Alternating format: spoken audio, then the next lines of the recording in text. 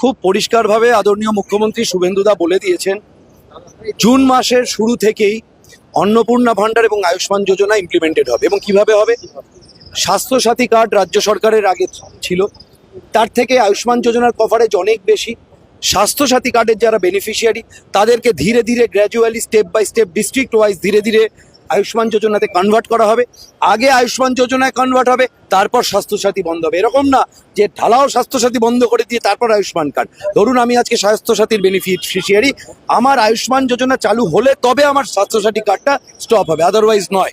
একই রকমভাবে অন্নপূর্ণা ভাণ্ডার, লক্ষ্মীর ভাণ্ডার ছিল, ঠিক একই ফর্মুলায় লক্ষ্মীর ভাণ্ডারকে গ্র্যাজুয়ালি অন্নপূর্ণা ভাণ্ডারে আপলিফ্ট করা হবে এবং ধীরে ধীরে সমস্ত বেনিফিশিয়ারিকে হায়ার যে বেনিফিট তার আন্ডারে অন্নপূর্ণা যোজনায় নিয়ে আসা হবে। বালি খাদান, কয়লা খাদান নিয়ে আলাদা কোনো বেআইনি গরুর হাট, বালি খাদান, কয়লা খাদান, এগুলো ঠিক এই তিনটের ব্যাপারেই বেআইনি গরুর হাট অর্থাৎ গরু তস্করি যেখান থেকে হয়, এই বেআইনি হাট থেকেই হয়। বেআইনি বালির খাদান, যেগুলোর সামনে সামনে বাঁশ বেঁধে টিএমসিটা এতদিন বাইরের লোকের ঢোকা বন্ধ করে রেখে দিয়েছিল বিভিন্ন নদীর ধারে, এবং বিভিন্ন মাইনিং এলাকায় কয়লার যে বেআইনি মাইনিং, কমপ্লিট স্টপেজ। বেআইনি কোনো মাইনিং, বেআইনি কোনো খাদান চলবে না। হ্যাঁ, কিন্তু তার সাথে মাননীয় মুখ্যমন্ত্রী এটাও বলেছেন যে আমাদের স্টেট গভর্নমেন্টের রেভিনিউ ক্রাইসিস মারাত্মক, তাই এটাকে রিপেয়ার করা দরকার।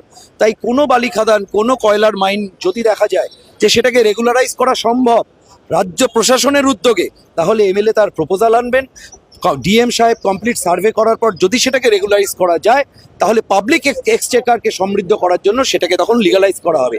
কিন্তু রাজ্য সরকারের অনুমতি ছাড়া কোনো বালির খাদান, কোনো কয়লার অবৈধ খাদান চলবে না, কমপ্লিট স্টপ। কাটমানি ও তোলাবাজির বিষয়ে আপনারা অনেকবার বলেছেন, অভিযোগ করেছেন কাটমানি তোলাবাজি, সেই বিষয় নিয়ে আজকে কাটমানি তোলাবাজির সিন্ডিকেটগুলো মূলত ছিল আরবান এবং রুরাল বডিগুলো।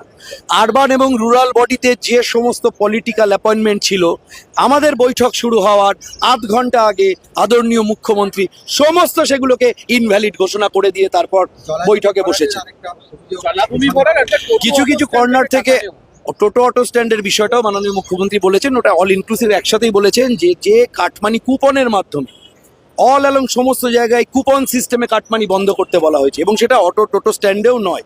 কোনো পার্টির ব্যানারে কুপন করে কোনো কালেকশন হবে না। যারা অটো টোটো স্ট্যান্ডের পরিচালন সমিতি, তারা তাদের পরিচালনার জন্য কি ব্যবস্থা করবে তাদের ব্যাপার, কিন্তু পার্টির ছত্রছায়ায় কুপন ছাপিয়ে টাকা তোলা, এটা মুখ্যমন্ত্রী বলে দিয়েছেন কমপ্লিটলি বন্ধ। সরকারি জমি এবং বাড়ি দখল করা হয়েছে, এরকম অভিযোগ বিভিন্ন জায়গায় রয়েছে। পলিটিক্যালি স্পেসিফিক কিছু জায়গায় অভিযোগ উঠেছিল। আদরণীয় মুখ্যমন্ত্রী সেই বিষয়, যিনি প্রশাসনিক আধিকারিক ডিস্ট্রিক্ট ম্যাজিস্ট্রেট রয়েছেন, তাকে অবিলম্বে খোঁজ করে রিপোর্ট সাবমিট করতে বলেছেন।